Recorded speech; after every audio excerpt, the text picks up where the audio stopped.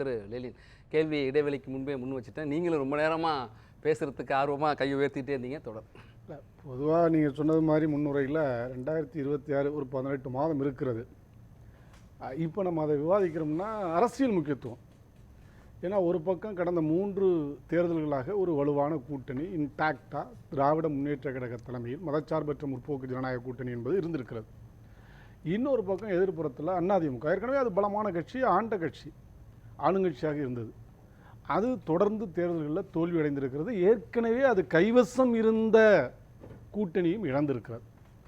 அப்போ இந்த நிலையில் தான் இந்த தேர்தல் குறித்த ஒரு விஷயம் வர்றபோது அதிமுக தலைவர்கள் தொடர்ந்து கூட்டணியின் தேவை குறித்து பேசிக்கிட்டே இருக்காங்க.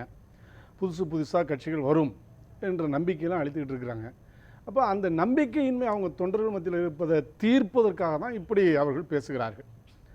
இந்த தேர்தல் வாழ்வா சாவா, நான் அதுக்குள்ளேயெல்லாம் போகலை. இது வழக்கமாக அரசியல் கட்சிக்குள்ளே உள்ளது. ஆனால் இந்த பக்கம் திமுக தலைமை பற்றி நாங்கள் சொல்கிற போது 2026 தேர்தல் எங்களுக்கு முக்கியமானது.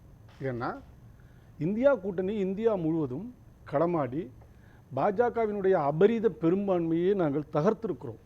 மத்தியிலும் அந்த வெற்றியை நாங்கள் பெற்றிருக்கிறோம். ஆனால் ஆட்சிக்கு வர முடியல.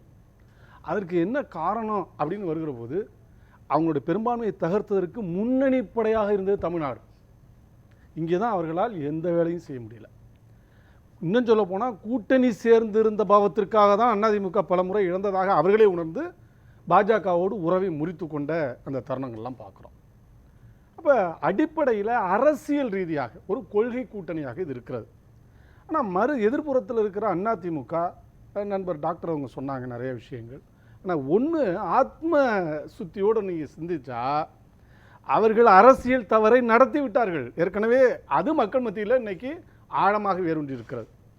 பாஜக கூட்டணியில் இருந்தபோது சிறுபான்மையினர் மக்களுக்கு எதிராக, குறிப்பாக இஸ்லாமிய மக்களுக்கு எதிராக கொண்டு வரப்பட்ட குடியுரிமை திருத்த சட்டத்திலிருந்து, வேளாண் திருத்த சட்டத்திலிருந்து, தொடர்ச்சியாக காஷ்மீருடைய சிறப்பு அதிகாரத்தை அந்தஸ்தை பறித்ததிலிருந்து இந்த மாதிரியான ஒரு பிளவு அரசியலை முன்னெடுத்த போது செல்வி ஜெயலலிதாவோ அல்லது அதனுடைய மறைந்த நிறுவனர் எம்ஜிஆரோ இருந்திருந்தால் இதை விட்டிருப்பார்களா என்கிற எண்ணம் திமுக இல்லை, அதிமுக தொண்டர்களுக்கே உண்டு. அப்போ ஒரு அரசியல் வில்லுன்னு சொல்கிறோம்ல, பொலிட்டிக்கல் வில்லுன்னு சொல்கிறோம்ல, அது இல்லாத காரணத்தால் தான் இவ்வளவு பெரிய பாரிய வெற்றி அவங்க தோல்வி அடைந்திருக்கிறார்கள். இப்போ 2024 தேர்தல் இல்லை அப்படி சொல்கிறீங்க. 2 பேரும் தலைவர்கள் இல்லாதமா தான் 2021 தேர்தலை சந்திச்சாங்க. 60-70 இடங்கள் போல தலைவர்களுடைய அந்த லெகசி என்கிறதான கேள்வி. இப்போ நீங்கள் செல்வி ஜெயலலிதா அவர்கள் கூட தேர்தலில் தோற்றிருக்கார், ஆனால் டெபாசிட் இழக்கலை. ஆனால் இந்த முறை 1972க்கு பிறகு அதிமுக ஆரம்பிக்கப்பட்ட வரலாற்றை நீங்கள் எடுத்து பார்த்தீங்கன்னா இந்த தேர்தலில் தான் நாடாளுமன்ற தேர்தலில் 7 தொகுதிகளில் டெபாசிட் இழந்திருக்கு. டெபாசிட் வைப்பு தொகை பெறாத கட்சிகளும் எல்லா கட்சியும் திமுகவும் பல தேர்தல்களில் பொதுமையாக பேசாதீங்க. டெபாசிட் நாங்களும் கூட தான் மக்கள் நல கூட்டணியில் இருந்தபோது எல்லா டெபாசிட் இழந்திருக்கிறோம். அது வேறு.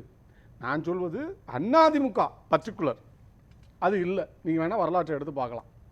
16.2% 94 தேர்தலில் கூட அவங்க ரொம்ப அதால பாதத்துக்கு போன போது கூட இவ்வளவு விஷயங்கள்ல அவங்க குறைவாக பெற்றது இல்லை. சரி, வந்துருங்க. அப்போ இப்போ என்ன வருகிறது, நீங்கள் ஒரு விஷயத்தை ஆழமாக பார்க்கணும். நண்பர், நம்ம பத்திரிகையாளர் நண்பர் நந்தகுமார் சொன்னார், உண்மைதான். டோட்டல் போலிங் இருக்குல்ல, அது குறைந்திருக்கிறது 2024.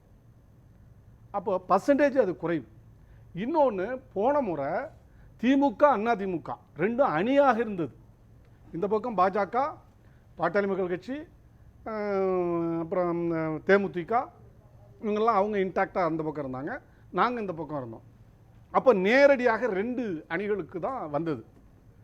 அதில் நாங்கள் அதிகமான வெற்றி பெற்றோம். இந்த முறை அதில் என்ன சிக்கல் கொஞ்சம் யோசிச்சு பார்க்கணும். அதிமுகவுக்கும் ஓட்டு சரிந்திருக்கிறது. கடந்த முறை அவங்க ஸ்ட்ரைக்கிங் ரேட் என்ன, தோல்வி அடைந்த எல்லா இடங்கள்லையும் பார்த்தீங்கன்னா கடந்த முறை ஒரு தொகுதியில் மட்டும்தான் அவர்கள் வெற்றி பெற்றார்கள். மற்ற எல்லா அதிலும் 35% வாக்குகளை அவர்கள் பெற்றார்கள். இந்த முறை 2024 நாடாளுமன்ற தேர்தலில் அவர்கள் வெறும் 22.6% தான், 23 விழுக்காடுக்கு கீழே தான் அவங்க வாக்கு வாங்கியிருக்காங்க. அப்போ இங்கே நீங்கள் குறையுதுன்னு சொன்னீங்கன்னா அதற்கு காரணம் இருக்கிறது. ஏன்னா ஏற்கனவே அப்படி பார்த்தா இந்த ரெண்டு கட்சிகள் அல்லது ரெண்டு கூட்டணியுடைய ஒரு வாக்குகள் மாற்றுன்னு வர்ற பாஜக கூட்டணி அல்லது பாஜக அதான் சொல்ல வரேன் பாஜக கூட்டணி ஓட்டு வாங்கியிருக்கு. அந்த ஓட்டு அதிமுகவுடைய ஓட்டு அப்படின்னு நீங்க பாத்தீங்கன்னா அதிமுக இழந்த ஓட்டு மட்டுமே இல்லை, அது சொந்த இதிலேயே இழந்திருக்குங்கிறேன்.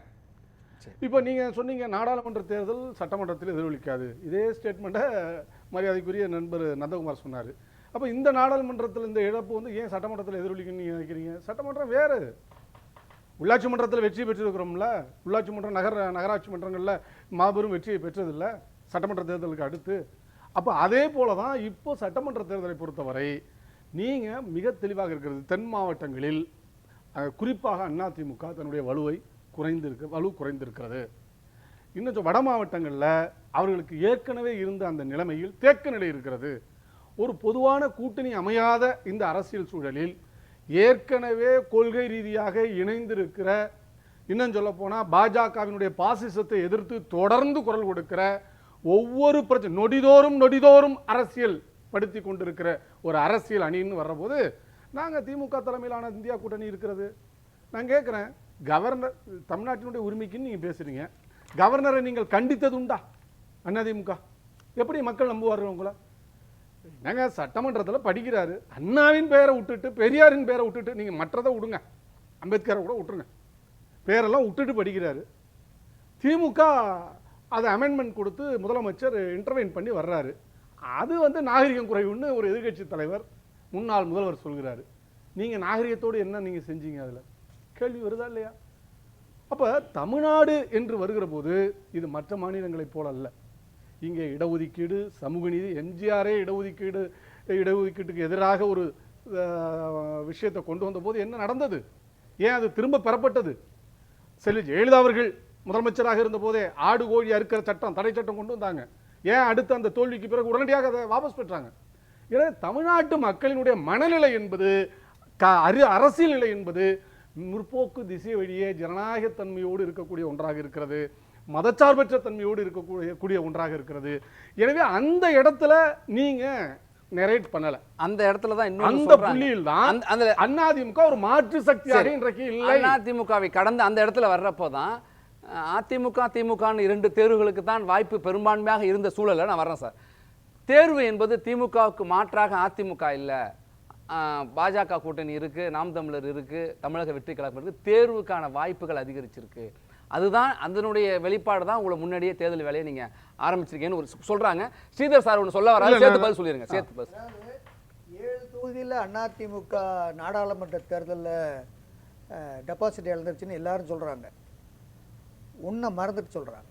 அதாவது நாடாளுமன்ற தேர்தலில் பிரதமர் யார், வேட்பாளர் யாருன்னு சொல்லி அதிமுக நிற்கலை. அந்த ஆஸ்பெக்டில் நடுநிலையான ஓட்டுக்கள் அதிமுக வரவில்லை. ஒன்று. ரெண்டாவது, அதிமுக திமுக கொடுத்த பணங்களும் செலவுகளும் அதிமுக செய்யவில்லை. இதுதான் உண்மை. அதாவது லேடியா மோடியா என்று கேட்ட ஒரு கட்சி, அப்படிப்பட்ட ஒரு ஆளுமை மிக்க தலைவர் உள்ள கட்சி இன்னைக்கு எங்கள்கிட்ட பிரதமர் வேட்பாளர் இல்லை அதனால இழந்துட்டேன்னு சொல்றத நடந்தது நாடாளுமன்ற தேர்தலில் நிக்கிறப்ப தெரியாதா?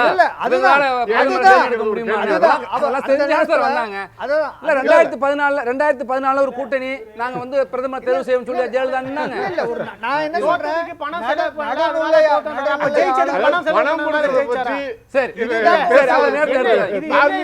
கேள்வி வச்சு பணம் செலவு பண்ண முடியல, அதனால தோத்துட்டோம். அப்ப ஜெயிச்சப்பெல்லாம் நீங்க பணம் செலவு பண்ணி தான் ஜெயிச்சீங்க.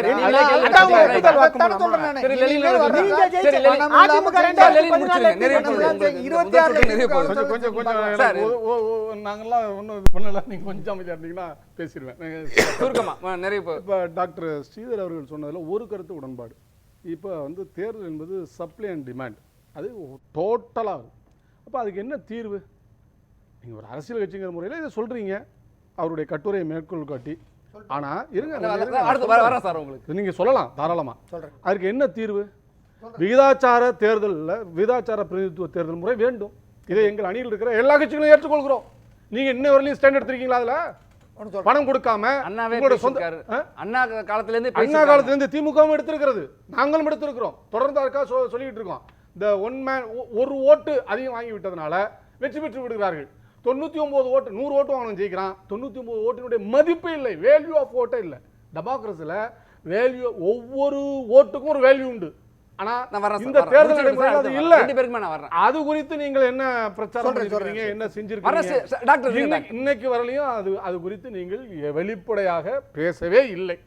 எனவே இன்னைக்கு அந்த விஷயங்களை எல்லாம் தனக்கு சாதகமாக, தோல்வியடைந்ததற்கு ஒரு சாதகமாக இந்த மாதிரியான ஆர்டிகல்ஸ் வருது பாருங்க.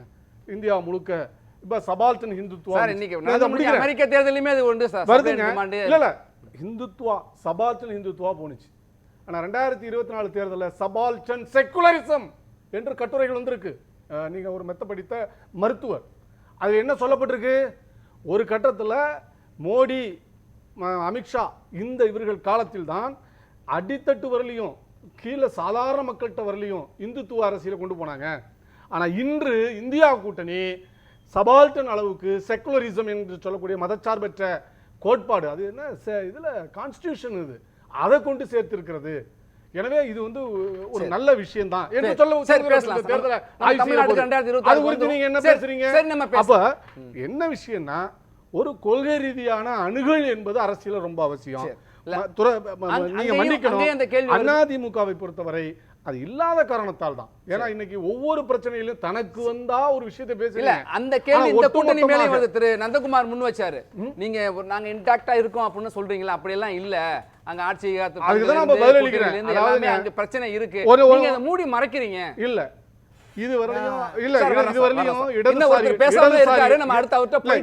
இடதுசாரிகள் ஒரு கூட்டணின்னு வருகிற போது அநேகமா அந்த தேர்தல் முடிந்து 2 மாதம் 3 மாதத்திலேயே எங்களுடைய வேலைகளை நாங்கள் காட்டிடுவோம், ஒரு சிறப்பான எதிர்க்கட்சி அந்தஸ்தை தான் பெறுவோம். ஆனால் இந்த இரண்டு தேர்தல்களையும் ஏன் நிற்கிறோம்? ஏன்னா ஒரு பெரும் எதிரி பாசிசம் என்பது இருக்கிறது.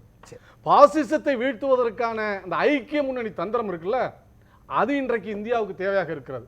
அப்போ ஒரு பெரும் சக்தியாக இன்றைக்கு கிளம்பி இருக்கிற பாசிசத்தை குறைத்து மதிப்பிடக்கூடியவர்கள் தான் இதை பற்றி பேசுவாங்க. அதை புரிந்து கொண்டிருக்கிற 2026 வரை இந்த கூட்டணி தொடராங்கிறாங்க, நீங்க தொடருங்கிறீங்க, கொள்கை கூட்டணிங்கிறீங்க. சரி சரி, காங்கிரஸும் நாங்கள் இதில் ஒத்த கருத்தோடு இருக்கிறோம், எங்களுக்குள்ள கருத்து வேறுபாடு உண்டு, ஒரே கட்சி இல்லை. ஆனால் இந்த விஷயத்தில் 100 மடங்கல்ல 500 மடங்கு உறுதியாக இருக்கிறோம். வேங்கவேல் சம்பவத்தை பற்றி சொன்னார், நீங்களும் அதை குறுக்கிட்டு சொன்னீங்க. அது விசாரணை நடக்குது, துரிதமாக அதை கண்டுபிடிக்கப்படணும் தான். அதை எதிர்த்து போராட்டம் நடத்தியது நாங்கள் தான். அதிமுக வந்து அதுக்கு நாங்கள் நடவடிக்கை போதுமானதா இல்ல, பேரளவில் தான் இருக்கு. நிறைய சொல்றது கொடநாடு கொலை வழக்கு இன்னும் அவங்க ஆட்சியில் தான் நடந்தது. அவங்களுடைய இதயத்தையும் சொல்ற முதல்வர் செல்வி ஜெயலலிதா வீட்டிலேயே நடந்தது. இவர்களால் என்ன செய்ய முடிந்தது? ஆட்சி மாறி 3 வருஷம் ஆச்சு. இல்ல, இவர்களால் என்ன செய்ய முடிஞ்சிச்சு? அவங்க ஆட்சியில் நாங்க தான் எதிரின்னு சொல்றீங்கல்ல, அந்த பொசிஷன்ல வச்சே சொல்லுங்க, என்ன செய்தீர்கள்? கொடநாடு விஷயத்துக்கும் அதுல அந்த டிரைவர் செத்தது, அந்த 5 கொலைகள் ஜெயிச்சது, 5 பேருடைய இப்படியே கம்பேர் பண்ணி நான் கம்பேர் பண்ணலங்க, இப்படியே கம்பேர் பண்ணி இப்படிதான். அதனால நாங்க பண்ணலன்னு சொல்லி இதை போலதான் பல விஷயங்கள் இருக்கு. நீங்க ஒரு விஷயம் பாருங்க, திமுகவுடைய மிக முக்கியமான தலைவர் கே.என். நேரு, அவருடைய சகோதரர் இறந்து போனாரு. திமுக அதுக்கு பிறகு ஆட்சிக்கு வந்திருக்கு, இப்பயும் வந்திருக்கு. அதுக்கு என்ன தனி ஸ்பெஷலா பண்ணாங்களா, இல்ல உங்க ஆட்சியில தான் அதை கண்டுபிடிச்சீங்களா? சில விஷயங்களை அடிப்படையை புரிஞ்சுக்கணும் நான் நினைக்கிறேன். நன்றி. ஏன்னா இது ஒரு சம்பவம், வன்மையான கண்டனத்தை நாங்க தெரிவித்திருக்கிறோம். திமுகவும் அந்த தீண்டாமை கொடுமைகளுக்கு எதிராக நின்று முடிச்சிடறேன், நாங்களும் பண்ணிருக்கிறோம். திரும்ப நீங்க அதை பண்ணி ஆட்சி காலத்துல என்ன பண்ணீங்க? அதுக்கு ஏதோ போராட்டம்